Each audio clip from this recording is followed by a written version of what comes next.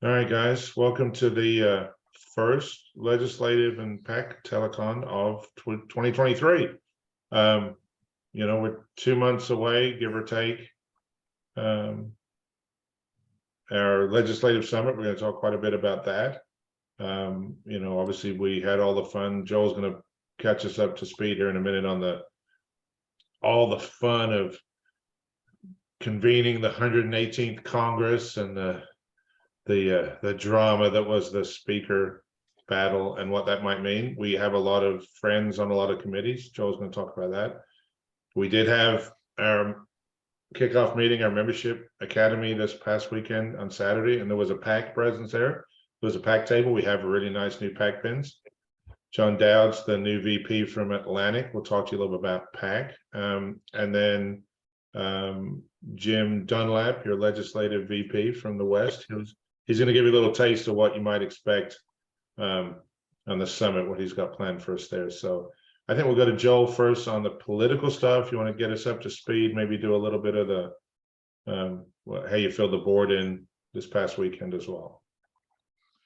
Yeah, can I share my screen here? Sure, I can do that for you. Let me see, make co-host. Did you get it?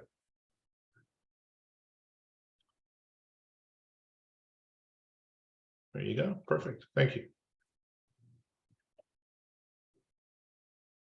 Okay, is that working? Yep, working good. Okay. Oops. All right. So, hello, everybody. And I apologize for people who are in Denver. This will be a little redundant, but I thought it'd be good for everybody to kind of see where we're heading for this year, what happened last year. And I will put a plug in for the legislative summit. Edmund, myself, Chris, and Brian were all on the Hill on January 3rd, which is swearing in day. And the House, Senate, all the office buildings are completely open now. So people are taking meetings in person. There's no extra security. There's no more escorts. It's like it was before COVID. So that has been great. And I expect it will be like that for the summit. So if you haven't done the summit before COVID and have only done Zoom, I would definitely recommend coming this year. We'll do some in-person stuff and it'll be a lot more interactive and I think 1,000 times better. So definitely come out in March and cherry blossoms possibly. So a good time to visit DC. So, here's kind of our 2022 year in review. As you all know, we did postal reform, a huge thing that we worked many, many years on. It's given us good momentum for this year, but a big thing for President Biden, for the Democrats, for Republicans. We've harped on this a bunch. It is very rare to see any type of bill like this in Washington, D.C. these days be so bipartisan. To have 120 House Republicans vote for a bill was just crazy. So it's a testament to all your work, meeting with these people, building relationships, and pushing the importance of postal reform that we got such a bipartisan vote, which made it easy to get to the president's desk and signed. And there's Edmund with President Biden and AOC from New York. So a good, fun event and again, something to build on for 2023.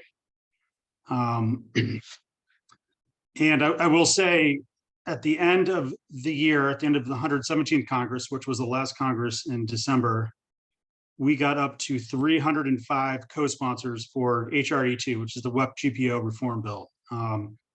Again, by far the most we've ever had. So good momentum to end 2022. And, we're hoping for big things in 2023, which I'll talk about in a little bit. But 305 co-sponsors, again, that just doesn't happen for most bills. So a testament to the retirees and everybody who have been sharing stories with people on the Hill. It's very important. And then recently, we had some movement with electric vehicles. If you recall, when we passed an Inflation Reduction Act, the Congress provided USPS with $3 billion to purchase electric vehicles. But then on December 20th, Postmaster DeJoy announced that he's going to do 66,000 electric vehicles by 2028. So that was a big deal for Democrats in the House and Senate. I think this has kind of put it to bed. And then also for Republicans, USPS is going to do a feasibility study to make sure, should we have 100% electric fleet? And I know a lot of you have talked about in your offices and in rural areas, it probably doesn't make sense. So I think this feasibility study will provide that evidence, and we'll do a compromise on the number of electric vehicles. But again, good momentum heading into 2023. And I'm sure a lot of you saw President Carley testified in front of the House Oversight Committee on November 16th about the Postal Service's plan for holiday rush. A great day, got in front of a lot of members, heard a lot of crazy questions from holiday rush to access for members of Congress to post offices to mail getting stolen in Washington, D.C. So it was a very good day, good exposure for UPMA. And I'll play this video. Hopefully you all can hear, but this was on the CBS morning news, so national TV, about the hearing.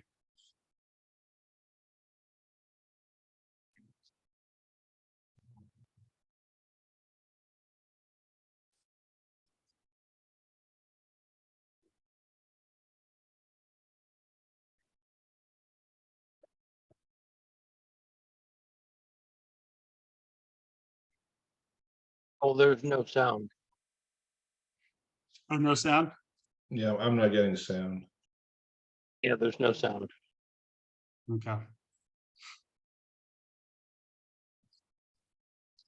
Well, Edmund was talking about the staffing shortages. So And on help the that, postmaster on that meeting. piece, so that was a CBS guy, CBS Mornings guy, he called me. And that whole piece was quotes he took from me from the hot spots of the, where the mail, we were struggling and we still are, and Maine, New Hampshire, Vermont, and Chicago and Baltimore and LA. He used he didn't use my favorite part of the testimony, which is when I hit the post exactly on 5 minutes, and Chairman Connolly had a attaboy because he was 25 minutes late to that hearing. Yeah. But the rest of it is all good. It was good. I've had a couple of calls with the reporter from CBS since on the electric vehicles. So we got a good relationship with the Washington Post. We got a good relationship with GovExec. For those of you that saw the GovExec piece at the end of the year with Louis DeJoy, they called me for comment on all that. So that side of it seems to be working. The electric vehicles especially, that took a lot of, and none of this stuff happens in a vacuum, right? So when you go up on Capitol Hill in a couple months here, you're going to get questions about, let's say, congressional access to postal facilities. They're going to ask those questions. It's good that we get out in front of those questions. I got that question from Debbie Wasserman Schultz, and I did what I normally did. I made a joke about it. So anytime you want to come to Lincoln, you're more than welcome. But the truth of the matter is, you can't just drop in. We're not making widgets here. There's a level of security that you have to go through, and you can't just show up just because you sit on the oversight committee. The other thing you're going to hear about is, I think Joe touched on it a little bit, is the sanctity of the mail and postal police. So we're going to talk about just to equip you with the right answers when those questions come back, because we're going to be there lobbying for UPMA members, but they're going to come back. So it's good that we have this exposure, and we can equip you with that. So go ahead, Joe, if you got any more. Yeah. It's a shame. So here's kind of the stuff we're looking for in 2023 as we do move into the legislative summit and convention in August. Here's, I think, some of the stuff we did last year, and we're working on this other stuff for 2023, but some good momentum, good movement. And this is a big update. And I should have updated the slide. I'm sorry I didn't, but late last year, we talked with Representative Garrett Graves from the great state of Louisiana, who came to Legislative Summit, and he assured us that with Rodney Davis from Illinois, who unfortunately lost his primary, that he, as a Republican, would take up the WEP GPO bill in the House, along with Abigail Spanberger from Virginia. And we actually found out late last week that he has already introduced that bill. And something that is great news for all of us, it's going to be HR 82 again. So we don't have to update any of our stuff. We're still pushing people to be on HR 82. But this is great. I mean, to be introduced in the literally first week of the new Congress is great. So when we're up here in March, we're really going to be pushing the Graves-Spanberger bill, HR 82. And, we still the Social Security Fairness Act. That is a good question. I would assume so. I probably should look. So here's our first measurable. 2 years ago when it was reintroduced, and we've reintroduced it several times. We moved the needle. We got about 100 co-sponsors before us getting here and after us leaving. So that's a good opportunity to gauge where we are. If we can get to 302 real quick, that would be great. So yeah, that's the same numbers. A little eerie. That's good. It is the Social Security Fairness Act of 2023. Perfect. So Thank you. That's good. So that's great. Now, again, it was great that we had Representative Graves at the summit. He knows us now. He's an ally, and we can work with him going forward. Title 39, this is another big issue for UPMA. And I was trying to give a shout out for the PAC here. Andrew Gabarino, who's a congressman from Long Island, New York, came into Congress. He probably knew nothing about Title 39, nothing about the postmasters or frankly the mail for that matter. And Edmund and Dan, I think, even started via the PAC, building a great relationship with Mr. Gabarino to the point where we think he's going to lead our efforts on Title 39. So that's great. That's not been introduced. We got to do some more work there, but another great ally for UPMA. And then the delivery center transition, I know we talked about that in St. Louis at the convention. We're monitoring that stuff. We will activate our allies if we need to, but we are monitoring that and we'll watch what we need to do. And this is a newer issue. And as Edmund said, this came up in the hearing he was a part of. And I do think it's very regionalized. Here in Washington, D.C., there's a news story every single night, it seems like, where a mail carrier gets robbed and they take one of these, I think they're called cluster box keys. Arrow keys. That's Jen. Yeah. See the little arrow there under the U. Why the arrow's on there, I don't know, but that's the vernacular. It's an arrow. Okay. To the point where there was a bill last year and probably will be a bill this year about, I don't want to get this wrong, I'm in the postal not the postal police. But, well, they're called postal police. That's the problem. Right. Yeah. That'll be the education part, is they're not really police. They don't have any arrest powers. They're a security service, but they're called postal police officers. And yes, we're going to hear a lot about that up on the Hill. Yeah. So again, we'll give you guys some talking points when you go into the offices in March, but this is something that we expect to come up, and we'll see. I mean, gosh, if there's funding for this, sure, but just something to be aware of. And it's sucking up a lot of attention, especially in bigger cities where this crime is and it's a real concern. I mean, safety of the mail is a real concern. I'm just not sure that anybody could afford the number of police officers it would take to police all the streets in America from one police force. So it's kind of a pipe dream, but we have to be ready for those questions. And then some other issues we're obviously watching. There's going to be some new members of the Board of Governors, and Edmund and Dan and Brian can attest to getting phone calls from some of these, potential new members. And I think UPMA has a smart approach of just remaining neutral here. But we're obviously monitoring it, and we'll see who gets appointed and confirmed. Again, pushing the small business in their reliance on the Postal Service. That's a huge thing for Republicans, and something we will hit on during the summit. And I think the third point is the most important. There are over 75 new members of Congress.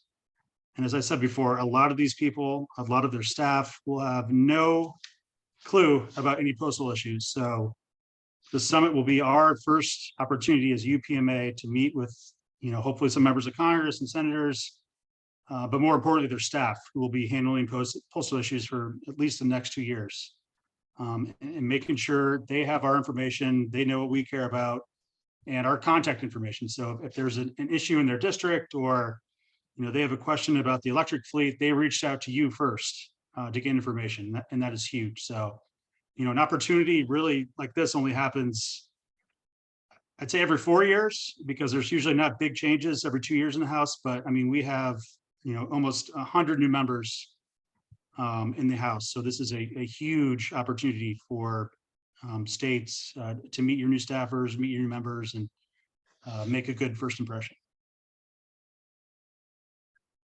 And that I'll hit on the election and what's happened recently. As everybody knows, I think it was a little disappointment for the Republicans. A lot of people thought they would.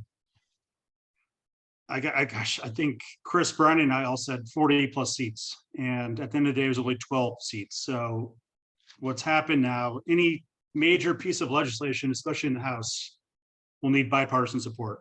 And we're lucky we have postal issues. People like our stuff on both sides of the aisle, but if anything happens, it needs to be bipartisan. That includes web GPO. So I think we're well positioned there, but it's a very razor thin majority for Republicans. The committee that does postal issues, the oversight, and it's now called the accountability committee. So oversight and accountability. A lot of their stuff will be focused on the Biden administration and hearings and investigations, but there still will be a government operations subcommittee that will handle all of our stuff, and we will really focus on that committee. We're staying out of the Hunter Biden stuff, the other investigations in that committee. We have a great relationship with the new chairman, Mr. Comer. He understands that we don't want to deal with that other stuff. We're focused on postal, but it's going to be interesting. So again, it'll be fun to come in March. You all should come. It's going to be a good time. Do we know who's going to chair the subcommittee? We do not. So the Republicans have announced all their committee assignments, and actually the oversight and accountability roster has some interesting Republicans. Yes. Marjorie Taylor Greene. Yep. Lauren Boebert, Jim. Yep. Byron Donald. So again, I think those people were placed on that committee because of the Biden investigation stuff. Sure. I hope most of them are not on our government operations committee. So we will see. Yeah, Dominic, I was almost saying 75 is almost 100. Almost. I was rounding up. There's 75 I'm in just the trying House. to learn. You guys are too smart and far ahead of me, so I'm just trying to make sure I'm paying attention. Yeah, no, 75. It's going to be 76, maybe 77. So when it's all Thank you, sir. And Thank Jim, you, sir. And Jim's been doing Dominic, some we got research. some new North Carolina people, so we'll need your help. And new Republicans, new Democrats, new everybody. But Jim, I know Jim's been doing some research on people that are returning that were on the bill, right, Jim? Right. So we have right now about 248 that I've been able to confirm were co-sponsors. I think the number is closer to 263 who returned of the 305 who were co-sponsors on the bill. So I think we'll be able to get to the 275 quick, but then it'll be pushing it over the hump for that last 25 to get it to make sure it can come to the floor. So Joel, if somebody was on it last Congress and it's identical, I mean, would politics play into it and somebody wouldn't? I mean, I guess that's possible, right? Or are we, I guess this is what I'm asking. If I go to a member of Congress that I don't know and I say, hey, you were on this bill last year. Should I assume they're going to get on this bill this year, or should I approach it a Yeah, different way? I would assume for most people, the very few exceptions were if someone was on the bill and not on the Ways and Means Committee, which has jurisdiction of the bill. I could see the new chairman of the Ways and Means Committee saying, hey, look, just no one go on this bill until we Gotcha. know what we're doing. So that's like 2 or 3 people, maybe. A little bit like our no votes, Exactly. the 90 some odd no votes on the postal, because they were pretty much told, hey, it's going to pass, so stay off it. Okay, so that'll be good information. And Jim, yeah, we're going to compile that, and you're going to have that as part of the information that we're handing out in DC, right? Correct. And so I'm working on basically the equivalent of a small rail card, sort of like we hand out for our elections of board officers. It has a picture, a short bio. I also will have a link that you can go to if you're using your laptop or an iPad that gives you a significant reflection of what their campaign was based on, and what their voting record or stated position has been on education, on government services, on pro-life or the other side, and it really gives a very in-depth description of what their whole platform has been. That's great. So information, right? Knowledge is power. So, we give them the tools and the tactics to go up there and hit some targets and say, hey, we understand you're on this bill last year. We understand where you are politically. We ask that you get it back on it again. I know, that's going to be good. That's going to be something we can track, and we can know how successful we're being. Full disclosure, NAPS their LTS is right after ours. And I'm sure this is one of the things they're going to be talking about. I know NARF is pushing it pretty hard. So when we get into the Title 39 reform, we're going to be out there by ourselves. But on this issue, we should be lockstep. So we'll keep you appraised of that. What else you got planned for them, Jim?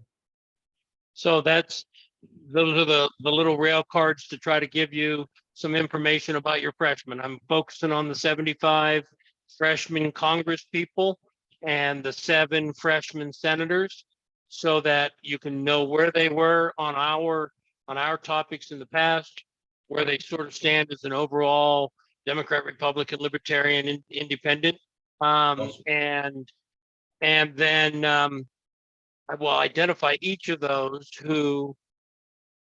I have a list for you of each of those who were on the bill last year as co-sponsors who are voted back.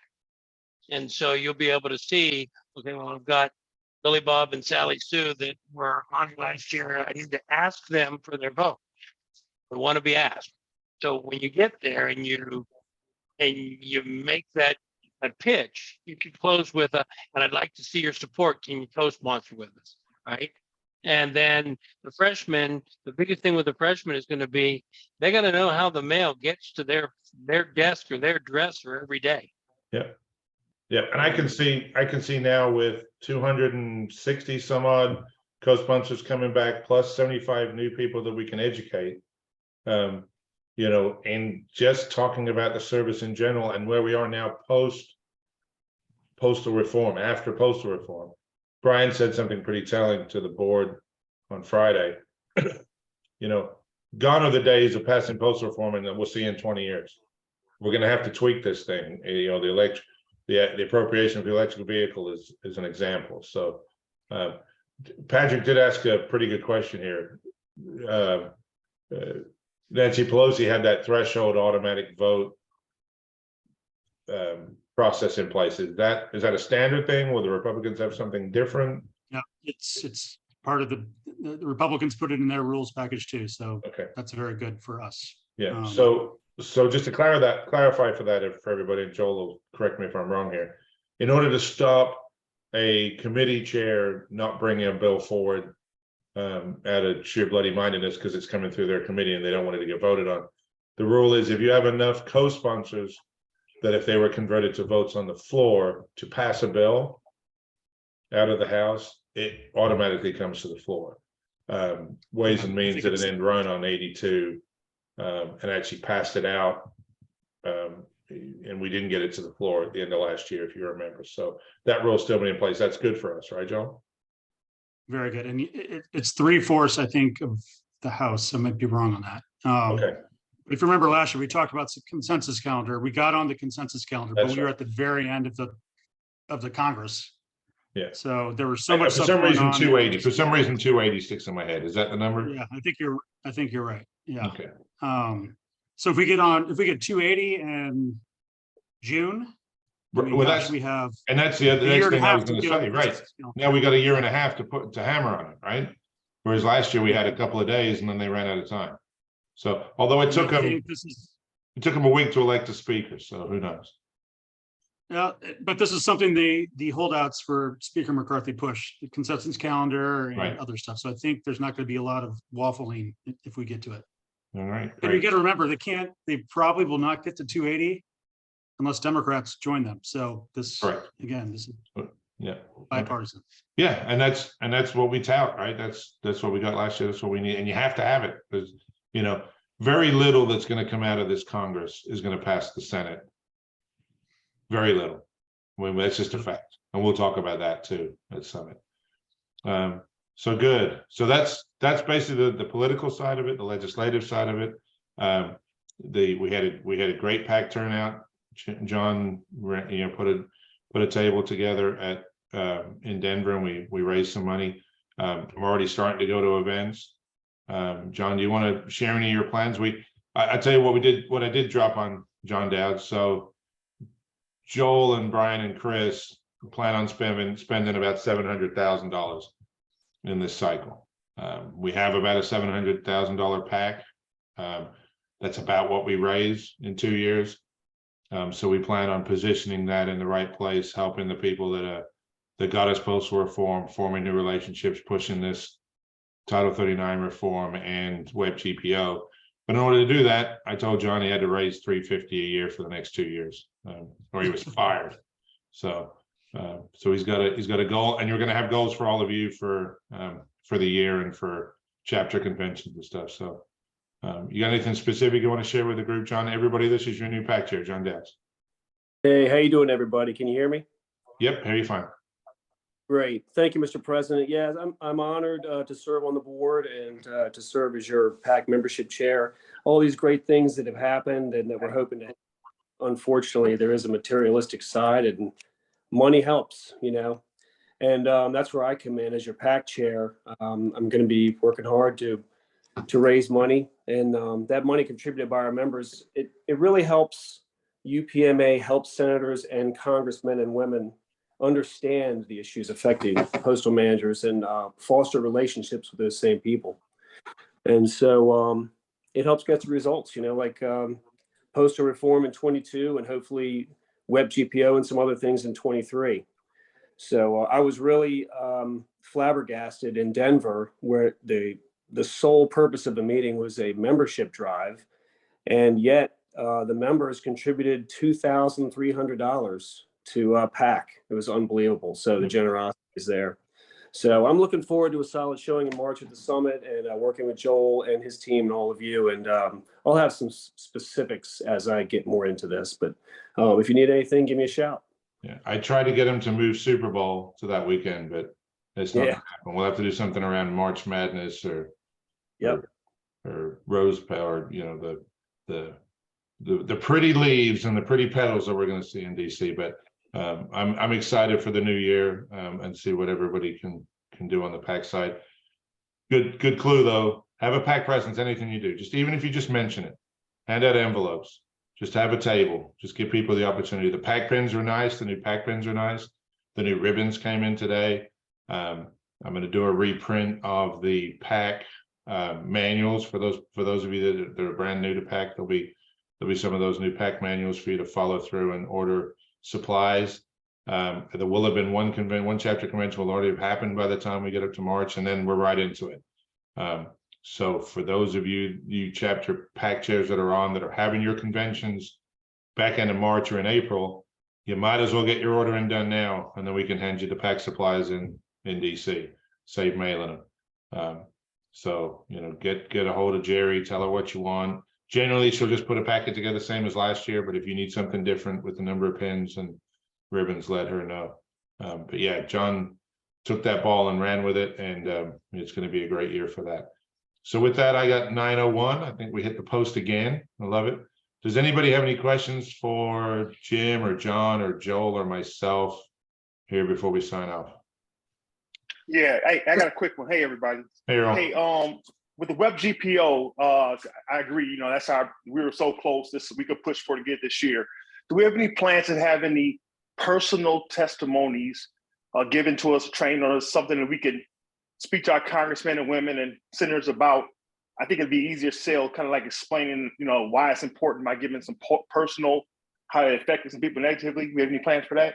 Yep. Yeah, we have. I mean, we have a book somewhere. I know we were compiling those, and I don't know where we are with that. So that's a great question. Something for me to work on. But yes, even if it's you know, 1 or 2 stories, we were compiling them by district, by state, and by congressional district to give to people. So yeah, I'm glad you brought that up, Earl. We'll work on that. President Edmund, Dominic. Go ahead, Dom.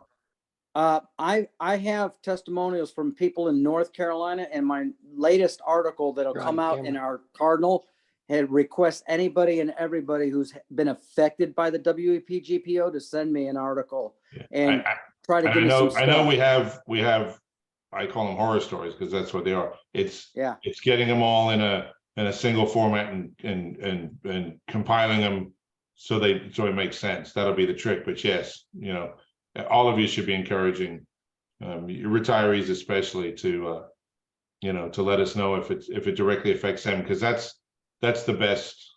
You know, when congressmen and women hear from their constituents about a situation that they created that is affecting their constituents, that always has the best bang for the buck. So that's great.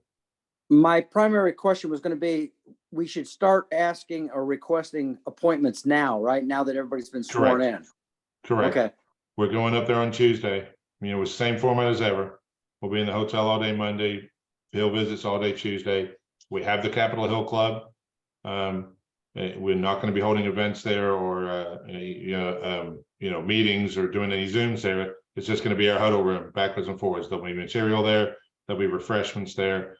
I was in and out of all 3 House buildings and the Senate buildings. Literally walked in, threw my keys in the tub, walked through the metal detector, and I was on my way. It was probably a little easier than it used to be before COVID. So you're not going to have any trouble going in and out for meetings. All meetings should be live and in person. Anybody else have anything? And I can get Edmund. I can pull the list of all the new postal staffers. I can do Yes, that that was the tomorrow. other thing I was going to bring up. I know you sent me the new chiefs of staff, which is going to be helpful. We need, you know what we need? We need schedulers. And we need postal point people if you have that list, and we'll get that list out. Yeah. So we can get that out to you. So yes, never too early to start making meetings. Some of the freshmen may not even have a postal person yet. Correct. Yeah. Usually in my experience, I've been doing this a long time, just pick the most junior person in the office. You're doing postal. But yeah, the schedule is the best one to get to. The schedule will actually schedule, and understand on the House side, they're not in session. So it doesn't matter. Schedule when it makes sense to you, because you're not meeting with the congressman anyway. On the Senate side, they're in session. Hopefully we'll get some face-to-face with some of those senators. So any other questions on that? Yes, Edmund, I just want to confirm, you said we have the Capitol Hill Club, but we are not hosting any meetings there. It's just for us to. You can, if you need to put a meeting there, that's fine. What we did last year, we had the internet, everybody was doing Zoom meetings from there, and it got a little crazy. That's not the plan this year. The plan is much more just to be in and out of there in between meetings. Do I care if you have to have a Zoom meeting or something happens and yeah, that's fine, but that's not the purpose of that room. Is not to hold meetings. It's really just to, you know, have a rallying point for everybody. So a couple of questions in the chat. Every civil service retiree is impacted. if less than 20, is that, Bill, that's part of the web GPO? I thought it was only if you qualified. So how that works is if you qualify for Social Security, If you qualify for Social, so it's not every civil service retiree, then it's only the ones that qualify for Social Security. but that's where WEP and GPO are impactful to those Right. people right there. Right. It's 550. But so it's not every civil service retiree. So if you didn't get the 40 quarters and you don't qualify for Social Security, you're not impacted. That is correct. Okay. That is correct. Okay, that's because if it's every civil service, it's a much big, that's a much bigger deal. But yes, no, the impacts are they don't make any sense. I married a firefighter or a policeman instead of a security guard, and he didn't get Social Security and he did, and I get, it doesn't make any sense the way it is unfair. Problem is, and we get too deep in the weeds on that, it's not going to score well. It's not going to be cost neutral. It's not going to score well. It's going to be expensive. So welcome letters for new members. We don't. Janie, that's a great idea. Introducing to who we are. I'm giving that to Jim Dunlap right now, and he'll get me the list, and I will compose a letter that you can have in your packet for your new members, so you can identify them. That's great. That's a great idea. Thank you. Anybody else? If we could get those out a little earlier, maybe like sort of an introduction letter before we get there, then that way getting in the door. Yeah, the plan is to have everything that you're going to be touching in person at least available for you to look at electronically at least a week out, maybe more. That's the plan. I'm not going to overpromise and underdeliver, but that is the plan. So you can have a peruse of it on your way, at least flying on the way, and you can look at it. All right, anybody else? All right, great job. Thanks, John. Thanks, Joel. Thanks, Jim. Thanks, everybody, for being on. Happy New Year. We got through the membership. I'm going to do it again this year. Part of the engagement piece, this is a great for you chapter presidents, you chapter secretary treasurers, and you people on here that have chapter money to spend. Come up with a stipend, come up with a scholarship, come up with something that the more people get hooked into UPMA after a trip into DC than anything that we do. The interface you get with the federal government on this trip, if you can make it accessible to your members, encourage them to come. If you can give them a few dollars to help them with expenses, great. Let's get them there. We're a little bit behind on registrations from where we were last year, but we're a little bit further out too. So I'm not worried about that, but please register as soon as you can. Please book your hotel rooms. I'm already in negotiations with the hotel for to extend the contract for another couple of years. I think the format works. So please, if you can, make sure you get your people there, help them to get there if you can. And we're going to have this, the next meeting we have will be the last one before legislative. So pay attention to your inbox. There's a chance for, just like last year, we may have to have a short notice one and say, hey, look, here's the language of the bill, and maybe go through some of the literature before we get there. So pay attention. But if we don't, I'll talk to everybody. I'll talk to everybody next month, and I'll see you in a couple months when you guys come here to visit me. So thanks for everything, guys. And with that, I'll bid you good night. Good evening. Thanks, Edmund.